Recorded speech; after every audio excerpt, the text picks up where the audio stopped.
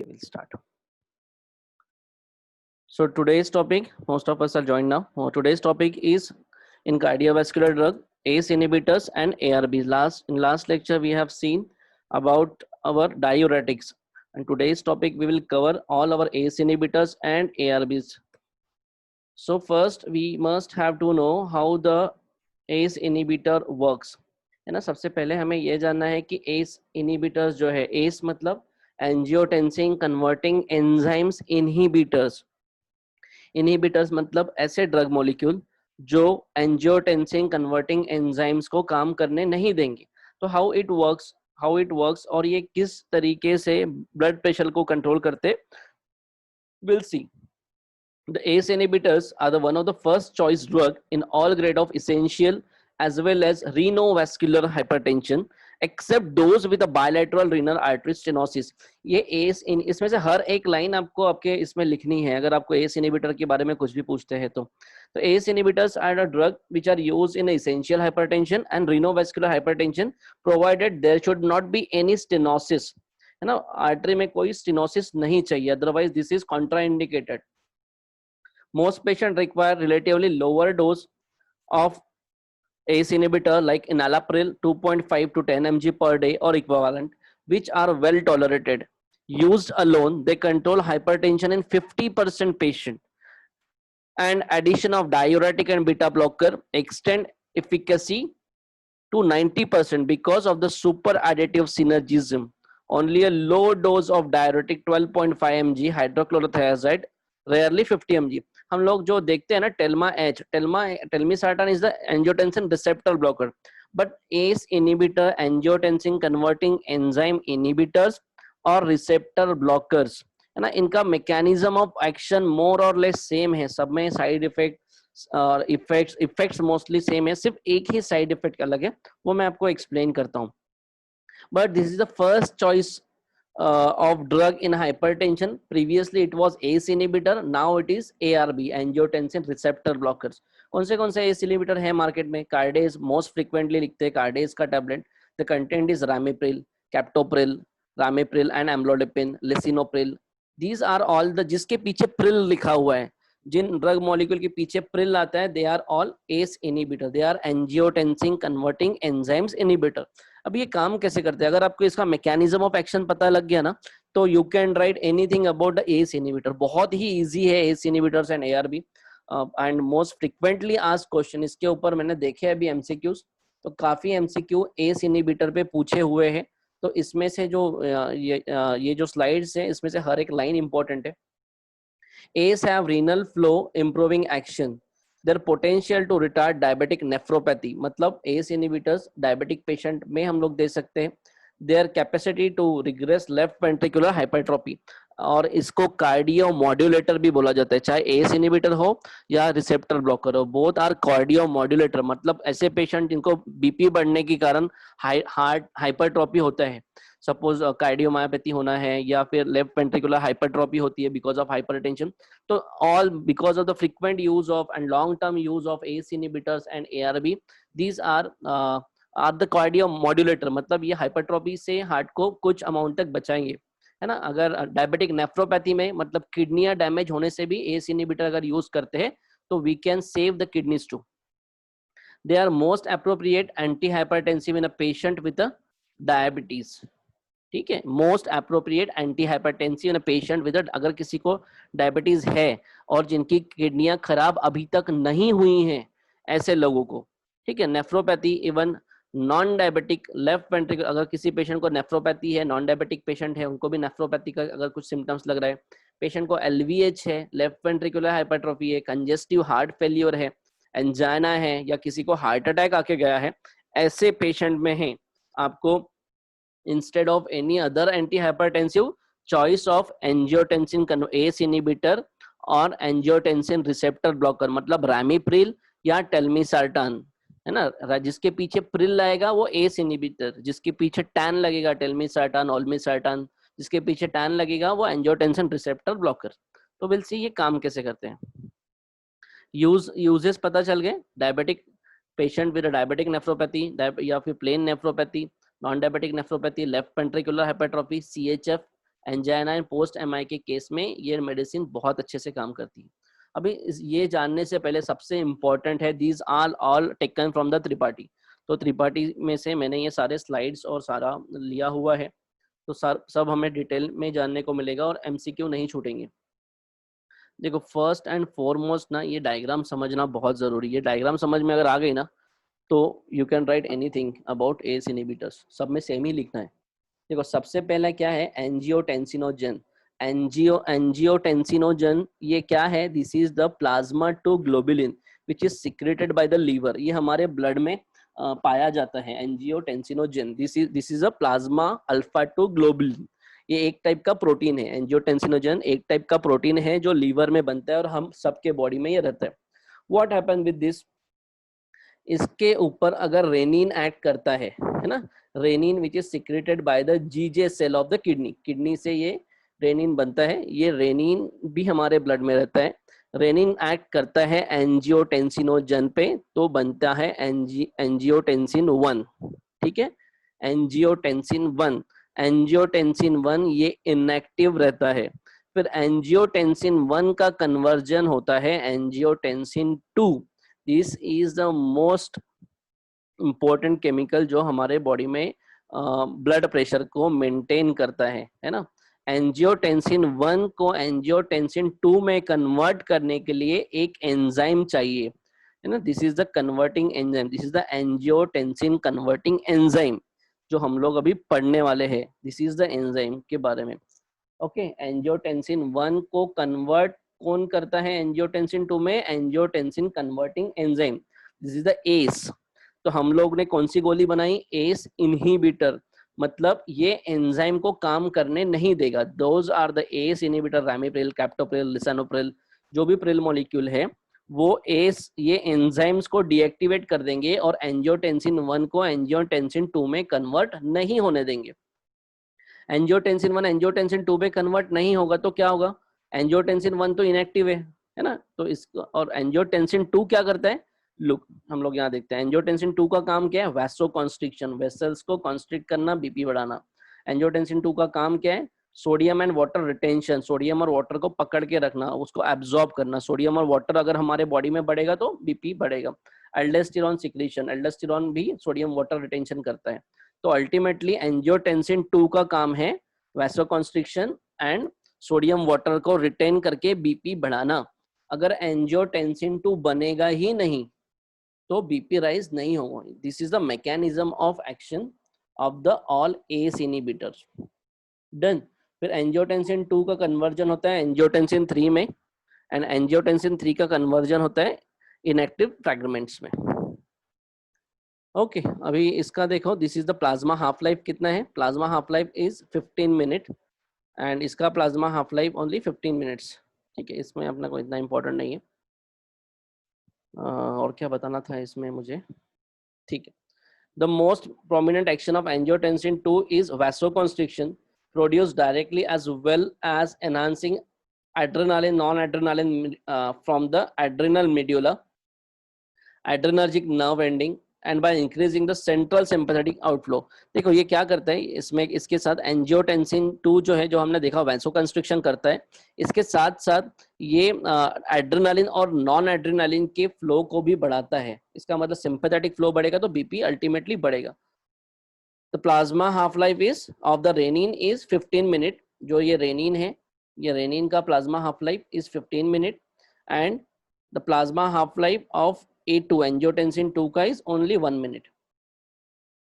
Okay, सिर्फ अपने को इतना समझो, एंजियोटेंसिन 1 कौन अभी आया है, एंजियोटेंसिन 1 को एंजियोटेंसिन 2 में कन्वर्ट होने से रोकता है ACE inhibitors. Okay, angiotensin 2 induce vasoconstriction, promote movement of the fluid from vascular to the extravascular compartment, bp rises acutely. As a pressure agent angiotensin 2 is much more potent than noradrenaline। देखो angiotensin 2 जो है much more potent than noradrenaline, मतलब noradrenaline भी जितना vasoconstriction नहीं करता जितना हमारा angiotensin 2 करता है।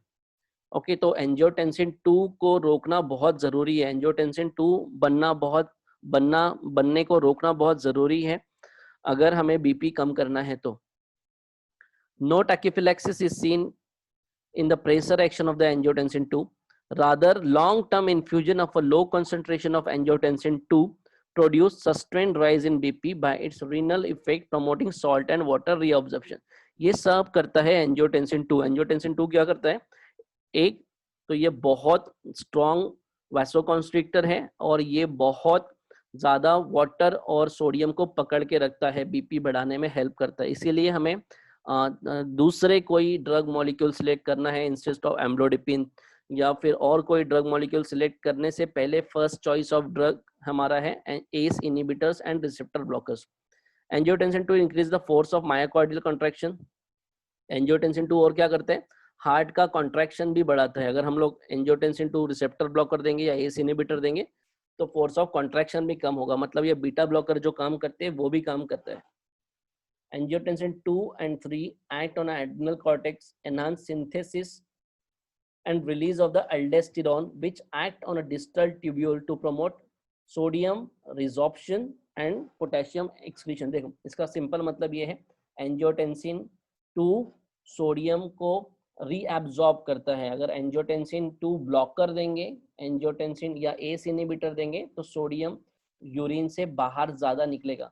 मतलब एंजियोटेंसिन 3 काम कर रहा है। फर्स्ट काम कौन सा कर रहा है वो? एक तो वैसो तुम्हारा जो वेसल्स है उसको डायलेट करेगा, ओके, जो कैल्शियम चैनल ब्लॉकर करते हैं। सेकेंड, जो तुम्हारा मायोकार्डियल कॉन्ट्रैक्शन को कम करेगा, जो बीटा ब्लॉकर्स करते हैं। एंड थर्ड, वो सोडियम को भी एब्जॉर्ब नहीं होने देगा, मतलब डायोरेटिक जो करते हैं। मतलब ये तीनों काम जो एम्लोडिपिन कर रहा है, जो बीटा ब्लॉकर कर रहा है, जो डायोरेटिक कर रहा है, ये तीनों काम एक ही ड्रग कर रहा है, ACE inhibitor. That's why this is the first line drug in the hypertension. ACE inhibitor बोलो या फिर एआरबी, एंजियोटेंसिन रिसेप्टर बोलो। अभी दोनों में डिफरेंस क्या है? देखो ये एक और इफेक्ट है, this is also the advantages of ACE inhibitor. ACE inhibitor क्यों यूज करने चाहिए? It reduce the renal flow, produces the intrarenal hemodynamic effect which normally result in sodium water, मैंने जो अभी बताया। एडीएच रिलीज, सीएनएस में क्या होता है? Anti diuretic hormone release, both of which would conductive to the plasma volume expansion. It also increase the central sympathetic outflow। मतलब अगर एंजियोटेंसिन ब्रेन में जाएगा तो वो एड्रेनालिन और नॉन एड्रेनालिन के रिलीज करेगा, है ना। एंजियोटेंसिन 2 अगर ब्रेन में जाता है, अगर हम लोग एंजियोटेंसिन 2 को ब्लॉक कर देंगे तो एड्रेनालिन एंड नॉन एड्रेनालिन नहीं रिलीज होगा। मतलब ये इसका और एडिटिव इफेक्ट है अगर हम लोग beta block angiotensin receptor blockers देंगे तो।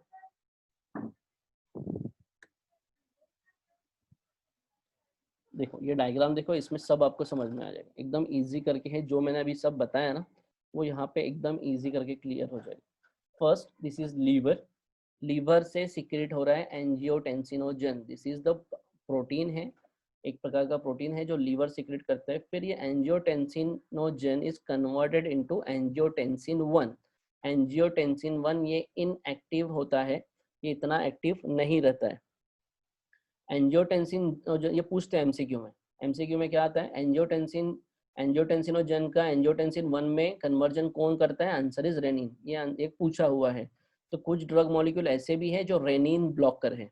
ये हमारा नेक्स्ट टॉपिक है, what are which are the renin blockers. तो वो रेनिन को ब्लॉक करेंगे, एंजियोटेंसिन 1 ही नहीं बनेगा तो एंजियोटेंसिन 2 भी नहीं बनेगा। Okay, these are the renin blocker. अभी हम लोग कौन से पढ़ रहे हैं? ACE inhibitor. देखो अभी एंजियोटेंसिन 1 तो बन गया, फिर एंजियोटेंसिन 1 कन्वर्ट होता है एंजियोटेंसिन 2 में। एंजियोटेंसिन 1 का एंजियोटेंसिन 2 में कन्वर्जन कौन करता है? Angiotensin converting enzyme, this ACE। ACE मतलब एंजियोटेंसिन कन्वर्टिंग एंजाइम एंजियोटेंसिन 1 को एंजियोटेंसिन 2 में कन्वर्ट करता है। अगर सपोज ये एंजियोटेंसिन कन्वर्टिंग एंजाइम ही नहीं होगा, ये एंजाइम की हमने इनहिबिट कर दिए, एंजाइम को अगर ब्लॉक कर दिया तो एंजियोटेंसिन 2 बनेगा क्या? नहीं बनेगा। तो ये जो सारे ड्रग मॉलिक्यूल है, रैमिप्रिल, लिसिनोप्रिल, कार्डेज, जो भी टैबलेट्स हैं, these are all the ACE inhibitor. ये सारे के सारे इनहिबिटर्स जो है, ये सारे के सारे इनहिबिटर्स हैं वो यहाँ पे काम करते हैं। ओके, सो देखो फिर अभी यहाँ पे और एक ये, हाँ, और एक इम्पॉर्टेंट बात, अभी आपने कोरोना के बारे में सुना होगा। कोरोना इज जो बॉडी में जो कोरोना वायरस के जो स्पाइक्स है, दो दैट स्पाइक्स आर वो अटैच होते हैं एस रिसेप्टर से, एंजियोटेंसिन कन्वर्टिंग एंजियोटेंसिन रिसेप्टर्स, जो एंजियोटेंसिन रिसेप्टर्स हमारे बॉडी में है उससे अटैच होते हैं। और दैट एंजियोटेंसिन कन्वर्टिंग एंजाइम जो है, जो मोस्टली रिलीज होता है आपके लंग्स में से।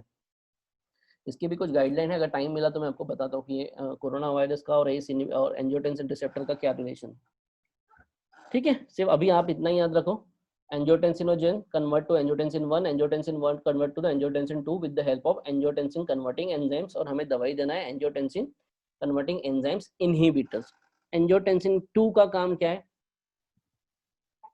हेलो, कंटिन्यू करना कोरोना वायरस हाँ हाँ आहे ना, शेवटच्या स्लाइड मध्ये आहे, सांग. ठीक है, कंटिन्यू कर. ठीक है, फिर क्या है एंजियोटेंसिन 2 का एक्शन क्या है? एंजियोटेंसिन 2 क्या करता है हमारे बॉडी में? एंजियोटेंसिन 2 करेगा, एक तो सिंपैथेटिक एक्टिविटी बढ़ाएगा, जैसे कि मैंने अभी बताया, वो ब्रेन में जाके स्टिमुलेट करेगा एड्रेनालिन और नॉन एड्रेनालिन को, एंड सिंपैथेटिक एक्टिविटी बढ़ाएगा। एंजियोटेंसिन 2 और क्या करेगा? सोडियम को रीअब्सॉर्ब करेगा, सोडियम को बॉडी से बाहर नहीं निकलने देगा, सोडियम को बॉडी में पकड़ के रखेगा एंजियोटेंसिन 2। एंजियोटेंसिन 2 और क्या करता है? रेनिन को सिक्रेट करेगा ना, एल्डोस्टेरोन को सिक्रेट करेगा, एल्डोस्टेरोन सिक्रेशन होगा तो फिर से वाटर रिटेंशन होगा। व्हाट एंजियोटेंसिन 2, यहाँ पे देखो नीचे में, इट इज वैसोकंस्ट्रिक्शन करेगा, वैसोकंस्ट्रिक्शन करेगा तो बीपी बढ़ेगा। नीचे में और क्या करेगा? It is posterior lobe of the pituitary gland को सिक्रेट करेगा। Anti diuretic hormone, anti diuretic मतलब यूरिन को फ्लो होने से रोकेगा, मतलब वाटर रिटेंशन। तो ये पिक्चर भी अगर आपने याद कर लिया तो आपको एंजियोटेंसिन एस इनहिबिटर लिखना है या एंजियोटेंसिन रिसेप्टर ब्लॉकर लिखना है, तो आपको सबका उल्टा लिखना पड़ेगा कि ये एंजियोटेंसिन 2 करता है, दवाई देने के बाद ये सारी एक्शन कम हो जाएगी। मतलब क्या होगा? सिंपैथेटिक आउटफ्लो कम हो जाएगा, सोडियम का रिटेंशन कम हो जाएगा, एल्डोस्टेरोन सिक्रेशन कम हो जाएगा, वैसोकंस्ट्रिक्शन नहीं होगा, वैसोडायलेटेशन होगा, तो बीपी भी कम हो जाएगा। Okay, the renin angiotensin RAS responsible for the maintenance, ये सब लिखा हुआ है इसी का। हाँ, और हमारे बॉडी में ये एक जो है, ये देखो यहाँ पे क्या लिखा है, H2O and sodium retention effective circulating volume increases. जब सोडियम और वाटर बॉडी में ज्यादा होता है तो ये रेड डॉट लाइन है ना, this is the negative feedback mechanism. अब बॉडी क्या बोलेगी? हमारे बॉडी में वाटर और सोडियम बहुत हो गया है, एंजियोटेंसिन ने क्या किया? सोडियम को और वाटर को बॉडी में पकड़ के रखा। ओके, सोडियम और वाटर को बॉडी में पकड़ के रखा, तो बॉडी में सोडियम और वाटर की लेवल बढ़ गई। तो यहाँ से किडनी के पास निगेटिव, रेड डॉट लाइन है, निगेटिव फीडबैक मैकेनिज्म जाएगा और किडनी को बोलेगा कि ओके अभी जरूरत नहीं है, तो रेनिन का सिक्रेशन निगेटिव फीडबैक मैकेनिज्म से कम हो जाएगा। ठीक है, बट यहाँ पे जो क्या है, ये इधर साइड का क्या है? Decrease renal perfusion. अगर किडनी के पास सपोज परफ्यूजन कम हुआ, अगर बीपी डाउन हुआ, शरीर में पानी कम हुआ, तो रेनिन का सिक्रीशन बढ़ता है। मतलब ये पॉजिटिव मैकेनिज्म से रेनिन बढ़ेगा और निगेटिव मैकेनिज्म से रेनिन कम होगा। इसी को बोलते हैं RAS system, renin angiotensin system axis भी बोलते हैं इसको। These are the renin angiotensin axis. मतलब रेनिन एंजियोटेंसिन को रेनिन और एंजियोटेंसिन एक मेक के ऊपर डिपेंड है। एंजियोटेंसिन की एक्शन बढ़ गई तो रेनिन की कम हो जाएगी, रेनिन की बढ़ गई तो एंजियोटेंसिन की कम हो जाएगी। These are the blockers. देखो इसमें सिंप्लीफाइड फॉर्म में किया हुआ है, जैसे कि मैंने अभी बताया, एंजियोटेंसिनोजन जो कन्वर्ट होता है एंजियोटेंसिन 1 में, तो किसके कारण कन्वर्ट होता है? रेनिन के कारण। अगर हम लोग रेनिन को ही ब्लॉक कर देंगे, किसी कारण अगर रेनिन को ही ब्लॉक कर देंगे, तो ये नीचे की साइकिल कंप्लीट ही नहीं होगी, है ना। अगर नीचे की साइकिल कंप्लीट नहीं होगी तो एंजियोटेंसिन 2 बनेगा ही नहीं, तो बीपी बढ़ेगा ही नहीं। तो उसके लिए जो ड्रग मॉलिक्यूल है एल्सकेरिन नाम से ड्रग मॉलिक्यूल, बट इसके साइड इफेक्ट ज्यादा है, इसलिए ये ड्रग मॉलिक्यूल बहुत ज्यादा यूज नहीं होते। सेकेंड, हम लोग कहाँ रोक सकते हैं? एंजियोटेंसिन 1 को एंजियोटेंसिन कम बनने में रोक सकते हैं, तो उसके लिए ड्रग मॉलिक्यूल एनालाप्रिल एंड रिसिनोप्रिल या रैमीप्रिल। फिर सपोज अगर किसी पेशेंट को ये दवाई सूट नहीं हो रही है, एनालाप्रिल या लिसिनोप्रिल सूट नहीं हो रही है, तो क्या करेंगे? एंजियोटेंसिन 2 को तो बनने देंगे, फिर एंजियोटेंसिन 2 जो बना हुआ है वो कोई ना कोई रिसेप्टर पे जाके काम करेगा ना, कोई रिसेप्टर पे जाके बैठेगा, तो वो रिसेप्टर को ब्लॉक कर दो, है ना। एंजाइम्स तो बन गया, एंजियोटेंसिन 2 तो बन गया, बट अभी बनने के बाद भी हम उसको ब्लॉक कर सकते हैं बाय ब्लॉकिंग द रिसेप्टर। तो लोसार्टान, टेल्मिसार्टान, ये सारे ड्रग मॉलिक्यूल है, ये एंजियोटेंसिन रिसेप्टर को ब्लॉक कर देंगे। मतलब एंजियोटेंसिन 2 बन तो जाएगा, बट वो रिसेप्टर पे जाके बैठ नहीं सकेगा, क्योंकि हमने लोसार्टान या टेल्मिसार्टान देके उसको ब्लॉक कर दिया। दीज आर द, ये दोनों का यूज है। मतलब इनाराप्रिल एस इनहिबिटर यहाँ पे काम करता है, और जो लोसार्टान टेल्मिसार्टान जो रिसेप्टर ब्लॉकर है वो यहाँ पे काम करेंगे। देखो अभी दूसरी चीज जो मोस्ट कॉमन साइड इफेक्ट जो है ना एस इनहिबिटर का, दैट इज ड्राई कॉफ। बहुत बार मेरे पास पेशेंट आते हैं ड्राई कॉफ करके, and if I see that patient की इसको बहुत खांसी है, मैंने बहुत सारे जनों का ड्राई कॉफ वैसे ठीक किया है। पेशेंट वाज, अभी तो बहुत कम लोग एस इनहिबिटर यूज करते हैं, पहले रैमिप्रिल बहुत कॉमन यूज करते थे, अभी नहीं करते। तो रैमिप्रिल से क्या होता है पता है क्या, ब्रैडिकाइनिन लेवल बढ़ता है। ब्रैडिकाइनिन लेवल अगर बॉडी में बढ़ गया तो ड्राई कॉफ होता है। जस्ट आप उसको रैमिप्रिल से निकाल के, एस इनहिबिटर से निकाल के एआरबी पे शिफ्ट कर दो। मतलब रैमिप्रिल से निकाल के टेल्मिसार्टान पे या लोसार्टान पे या ओल्मिसार्टान पे शिफ्ट कर दो, उसका खांसी अपने आप बैठ जाएगा। This is the commonest side effect of the ACE inhibitor. देखो क्या होता है, जैसे कि एंजियोटेंसिन 1 है, देखो यहाँ पे दिख रहा है आपको एंजियोटेंसिन 1। एंजियोटेंसिन 1 कन्वर्ट हो रहा है एंजियोटेंसिन 2 में, विद द हेल्प ऑफ किसके कारण हो रहा है, एस के कारण, एंजियोटेंसिन कन्वर्टिंग एंजाइम के कारण। बट जब एंजियोटेंसिन 1 कन्वर्ट होता है एंजियोटेंसिन 2 में, तब ब्रैडिकाइनिन भी कन्वर्ट होता है ब्रैडिकाइनिन 1 to 7 में। ब्रैडिकाइनिन इज एक्टिव, और bradykinin is the inflammatory marker. Bradykinin को इनएक्टिवेट हमारी बॉडी करती है by S, angiotensin converting enzyme जो है वो ब्रैडिकाइनिन को इनएक्टिवेट करता है। बट सपोज आपने एस दे दिया पेशेंट को, एस इनहिबिटर शुरू कर दिया अपन ने, सपोज एंजियोटेंसिन 1 को एंजियोटेंसिन 2 में कन्वर्ट होने से रोक रहे हैं बाय एस इनहिबिटर, बट उसके साथ साथ क्या है, जो ब्रैडिकाइनिन है जो एक्टिव है वो इनएक्टिव नहीं हो रहा है, तो तुम्हारे बॉडी में ब्रैडिकाइनिन की लेवल कंटिन्यूस बढ़ेगी और बढ़ेगी बढ़ेगी, और bradykinin start causing dry cough and angioedema. Patient में डाई बिकॉज ऑफ एंजियोइडिमा। ये दो मेजर साइड इफेक्ट है एस इनहिबिटर के, जिससे पेशेंट की डेथ हो सकती है। ड्राई कॉफ से नहीं, बट बिकॉज ऑफ एंजियोइडिमा, अगर वो लैरेंजियल इडिमा अगर हो गया तो। ओके तो ये ब्रैडिकाइनिन, ये ब्रैडी अगर सब अगर पेशेंट को कफ नहीं है तो ये ब्रैडिकाइनिन क्या करेगा, ब्रैडिकाइनिन बीटा 2 रिसेप्टर को स्टिमुलेट करके वैसोडाइलेटेशन करेगा, और this is also help in vasodilation होने से बीपी हेल्प और कम होने में हेल्प होगा। इधर यहाँ पे देखो एंजियोटेंसिन 1 एंजियोटेंसिन 2 में कन्वर्ट हो रहा है, ये एस इनहिबिटर से। सपोज ये कन्वर्शन नहीं हुआ है ना, सपोज एंजियोटेंसिन 2 कन्वर्ट हो गया, एंजियोटेंसिन 2 बन गया है, तो एंजियोटेंसिन 2 कहाँ पे जाके काम करेगा, एंजियोटेंसिन रिसेप्टर पे। कहाँ पे जाके काम करेगा, एंजियोटेंसिन रिसेप्टर पे जाके। ये एंजियोटेंसिन 2 है और ये रिसेप्टर है। फिर हमने सपोज यहाँ पे कोई ड्रग मॉलिक्यूल दिया, सपोज लोसार्टान लग दिया यहाँ पे, अगर लोसार्टान या टेल्मिसार्टान अगर दिया, व्हाट हैपन, लोसार्टान टेल्मिसार्टान से ये एंजियोटेंसिन 2 रिसेप्टर पे नहीं बैठेगा। ओके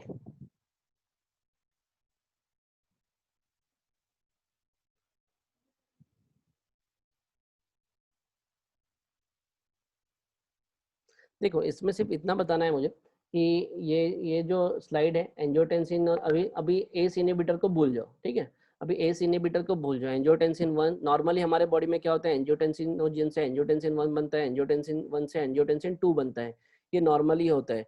ये एंजियोटेंसिन 2 क्या करता है, ये 3 जगह पे जाके काम करता है। एंजियोटेंसिन 2 क्या करता है, एक अल्डोस्टेरोन पे जाके काम करेगा, सोडियम को एब्जॉर्ब करेगा, एंजियोटेंसिन 2 रिसेप्टर पे काम करेगा और वैसोडाइलेटेशन होगा। और एंजियोटेंसिन 1 रिसेप्टर जो है इस पे जाके काम करेगा, तो वैसो कंस्ट्रिक्शन होगा, सिंपैथेटिक एक्टिवेशन होगा।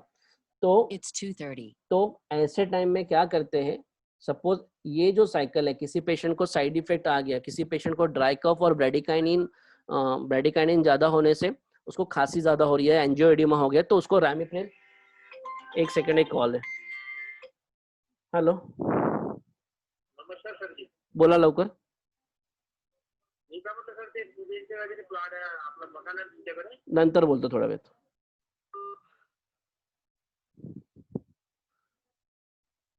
हेलो, हाँ, तो ये क्या होता है, सपोज ये नॉर्मली हो गया, हमने पेशेंट का एस इनहिबिटर रैमिप्रिल निकाल दिया, अभी पेशेंट को ड्राई कफ हुआ, एंजियोएडिमा हुआ, ओके, एंजियोएडिमा हुआ, ड्राई कफ हुआ, तो क्या होगा, हमने उसका एस इनहिबिटर निकाल दिया, रैमिप्रिल की टैबलेट निकाल दी, तो फिर उसके बॉडी में क्या होगा, एंजियोटेंसिन 1 का कन्वर्जन शुरू हो जाएगा एंजियोटेंसिन 2 में। तो अपने पास और एक चॉइस है, हमारे पास और एक चॉइस है कि उसको फिर भी हम लोग एंजियोटेंसिन को रोक सकते हैं bye acting on the receptor. तो ये रिसेप्टर जो है मोस्टली 81 रिसेप्टर, एंजियोटेंसिन 1 रिसेप्टर जो है उस पे जाके एक गोली दे दो, जैसे कि एंजियोटेंसिन, एआरबी मतलब एंजियोटेंसिन रिसेप्टर ब्लॉकर, यही है टेल्मीसार्टान, एआरबी मतलब टेल्मीसार्टान। तो ये यहाँ पे बैठेगा और एंजियोटेंसिन को काम करने नहीं देगा। ये समझ गया, मतलब सब समझ गया। देखो ये प्रोटोकॉल है कोविड-19 का with the for the angiotensin receptor blockers या फिर एस इनहिबिटर, कि कब देना चाहिए कब नहीं देना चाहिए। मैं थोड़ा सा नीचे का समझा देता हूँ फिर ये एक्सप्लेन करता हूँ। ACE inhibitors are recommended as the first line treatment of the hypertension in the patient with the variety of complaining indicator including high coronary disease। किसमें यूज करना चाहिए, जिनको कार्डियक डिसीज है, डायबिटीज है, स्ट्रोक है, heart failure है, myocardial infarction है, chronic kidney disease है, ऐसे पेशेंट को एस इनहिबिटर्स देना चाहिए। This is the first line treatment अगर आपके पास पेशेंट आते हैं। बट दिस एस इनहिबिटर से भी ज्यादा अच्छा काम करते हैं ARB, angiotensin receptor blocker. ACE inhibitors देखो, ACE inhibitor decreases angiotensin 2 and increases bradykinin level. ये लाइन सिर्फ याद रखना आपको, एस इनहिबिटर में क्या करते हैं, ब्रैडिकाइनिन लेवल को, ब्रैडिकाइनिन के लेवल को बढ़ाते हैं, ठीक है।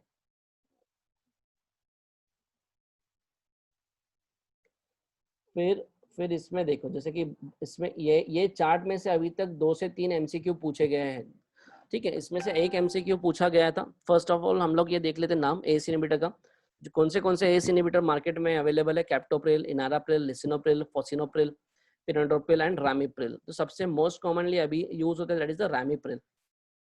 इसमें से एमसीक्यू पूछा गया था कि which ACE inhibitor having both clearance mode of excretion, जैसे ये 6 नंबर का पॉइंट है, ये एमसीक्यू पूछा गया था। ऐसा कौन सा एस इनहिबिटर है जो 2 जगह से क्लियरेंस होता है, जैसे कि renal and hepatic clearance, excretion, renal and hepatic excretion है सिर्फ फोसिनोप्रिल का, ये एमसीक्यू पूछा गया है। बाकी सारे के सारे किडनी से निकलते हैं, किडनी से एक्सक्रीट होते हैं, बट फोसिनोप्रिल एक्सक्रीट होता है बाय लीवर एंड किडनी। ये एक एमसीक्यू पूछा गया था। एंड एक एमसीक्यू पूछा गया था कि which of the following is active and prodrug. तो उसमें जैसे कि एक्टिव स्टेटस में क्या है, captopril is active, enalapril is a prodrug. Prodrug मतलब क्या, जो ड्रग मॉलिक्यूल वैसे तो जब हम लोग खा रहे वो इनएक्टिव है, बट हमारे लीवर में जाके, ब्लड में जाके वो एक्टिवेट हो जाएगा, उसको बोलते हैं प्रोड्रग। पहले वो इनएक्टिव रहता है, ब्लड में जाके वो एक्टिव हो जाएगा। तो उसमें पूछा था रामिप्रिल पूछा था, जैसे कि क्वेश्चन में दिया था विच of the following is a prodrug. Answer था कैप्टोप्रिल, लिसिनोप्रिल, रामिप्रिल। तो आंसर इज रामिप्रिल। बाकी तो लिसिनोप्रिल और कैप्टोप्रिल दोनों एक्टिव है, सिर्फ सीएल जो है, lisinopril and captopril are active, बाकी सारे प्रोड्रग हैं। बायो अवेलेबिलिटी सबसे ज्यादा है कैप्टोप्रिल की, फिर है रामिप्रिल की। And mode of duration of action more than 24 hours. Ramipril once a day dose है, 24 घंटे काम करता है। कैप्टोप्रिल का बहुत कम टाइम है, 6 से 12 घंटे। डेली डोज रामिप्रिल का सबसे कम है 1.25 mg। ओके। एडवर्स इफेक्ट क्या क्या हो सकते हैं एस इनहिबिटर के। एक तो सबसे इंपॉर्टेंट है hypotension, hyperkalemia, cough, rash, urticaria and angioedema. look this is the picture, this may happen with the patient of the ACE inhibitor। अगर आपने पेशेंट को रामिप्रिल वगैरह दिया तो this kind of angioedema can be occur। तो side effect कैसे याद रखना है, कैप्टोप्रिल के या फिर ACE इनहिबिटर के, ये कैप्टोप्रिल की स्पेलिंग ये याद रखना, C for cough, A for angioedema, P for proteinuria, T for taste change. देखो ये एस इनहिबिटर का मैं आपको एक बार और बताता हूँ, जैसे कि टेस्ट चेंज जो है ना, जैसे कि टेस्ट चेंज मतलब लॉस ऑफ टेस्ट लॉस। ये जो कोरोना वायरस से COVID virus, they are work through the angiotensin receptor से ही काम करते हैं, वो एंजियोटेंसिन रिसेप्टर में जाके अटैच होते हैं। तो इसीलिए पेशेंट को taste loss of taste and loss of smell patient को होता है because they are blocking the angiotensin receptors. इसीलिए इस दवाई का भी साइड इफेक्ट टेस्ट चेंज है, एंड कोरोना वायरस में भी सिम्टम्स एक आता है इस टेस्ट लॉस ऑफ टेस्ट का। ऑर्थोस्टैटिक हाइपोटेंशन प्रेगनेंसी में नहीं देते इस इनहिबिटर, ये फिटल को रिनल डैमेज, बच्चे की किडनी को डैमेज कर सकते हैं। ऑर्थोस्टैटिक हाइपोटेंशन हो सकता है, renal artery stenosis Contra indicated, patient को डायबिटिक नेफ्रोपैथी में तो यूज कर सकते हैं बट रीनल आर्टरी ब्लॉक है तो आपको नहीं देना है रीनल आर्टरी स्टेनोसिस में। Increases renin, it can increase the renin activity, बढ़ा सकता है एस इनहिबिटर्स। पेशेंट को ल्यूकोपेनिया या लिवर टॉक्सिसिटी हो तो नहीं देना चाहिए। तो ये कैप्टोप्रिल है पूरा, CAPTOPRIL, कैप्टोप्रिल को याद रखना और उसके अकॉर्डिंगली उसके साइड इफेक्ट याद रखना। देखो डिस्ग्यूजिया डेफिनेशन मतलब impairment of the sense of taste. Parageusia या डिस्ग्यूजिया का मतलब होता है, व्हाट इज, एमसीक्यू में पूछा या वाइवा में पूछा, व्हाट इज डिस्ग्यूजिया, मतलब अल्टर्ड टेस्ट सेंसेशन या फिर no taste. This is fetopathic. And advantages क्या है एस इनहिबिटर के? पोस्चरल हाइपोटेंशन नहीं होगा, इलेक्ट्रोलाइट डिसबैलेंस उतना नहीं है, safety in asthmatic diabetic and peripheral vascular disease में हम लोग यूज कर सकते हैं। Long term ACE inhibitor therapy has been potential to reduce incidence of a type 2 diabetes in high risk subject, मतलब एस इनहिबिटर से टाइप 2 डायबिटीज के patient को उसके किडनी के डैमेज से बचा सकते हैं। No rebound hypertension on withdrawal, patient को बीपी एकदम नहीं बढ़ेगा अगर हम लोग दवाई देना बंद भी करेंगे। Advantages, no hyperuricemia, no deleterious effect on plasma lipid, lipid profile disturb नहीं करेगा।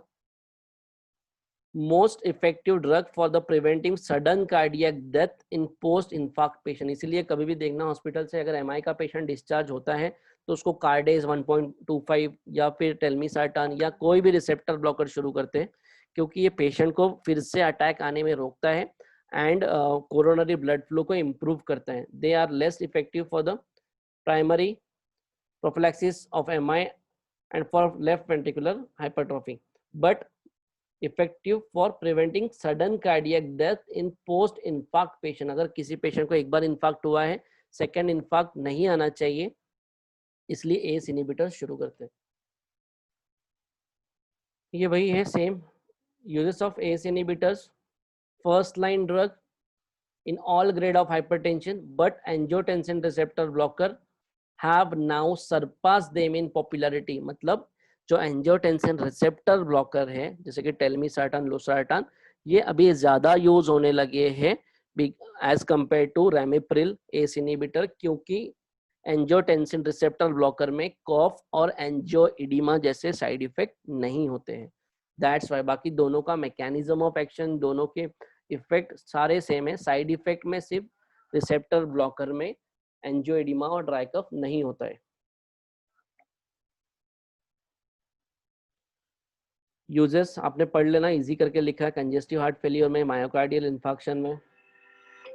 एक सेकंड, एक कॉल है। Hello, good afternoon sir. बोलिए। मानिका सर बात कर रहे हैं। जी बोलिए जल्दी। सर वो पन्नागिरी सर ने एक पार्सल दिया था मेरे पास में आपको देने के लिए। आ जाइए ना। तो कहाँ पे सर एड्रेस मुझे पता नहीं। मैं लोकेशन भेजता हूँ। ठीक है सर एड्रेस।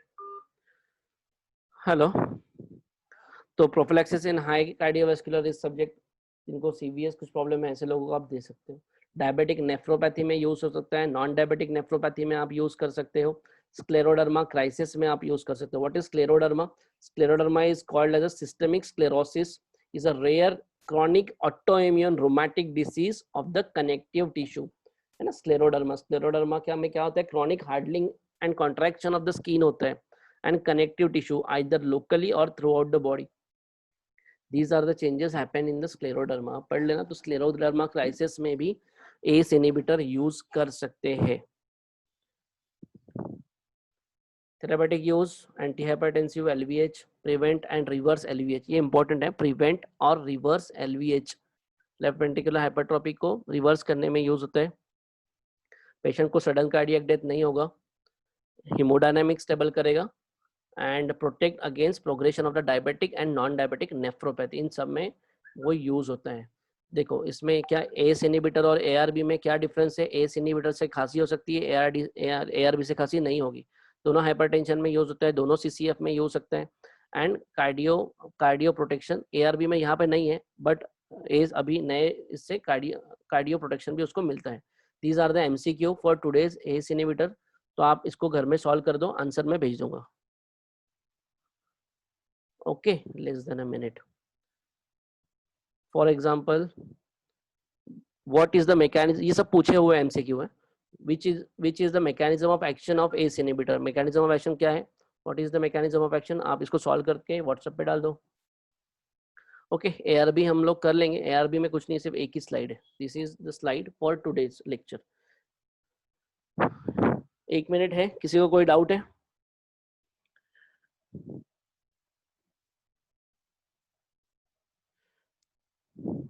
तो this will cover our S inhibitors and ARB. यही मैकेनिज्म ऑफ एक्शन याद रखना है, सिर्फ इतना ही स्लाइड अगर आपने याद रख लिया, that is more than enough. Okay.